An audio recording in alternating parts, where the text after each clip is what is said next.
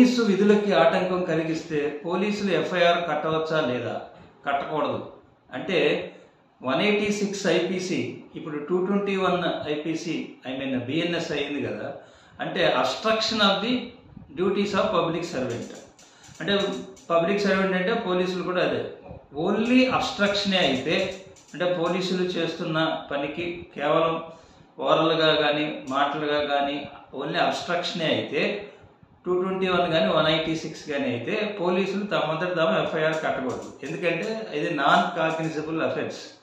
155 CrPC ఉందిగా, దానికి equivalent section ప్రకారం బిఎన్ఎస్ఎస్ ప్రకారం మ్యాజిస్ట్రేట్ దగ్గరికి వెళ్ళి పర్మిషన్ తీసుకుని అప్పుడు మాత్రమే దీనికి ఎఫ్ఐఆర్ కట్టాల్సి ఉంటుంది. అలా కాకుండా కడితే అది చెల్లదు.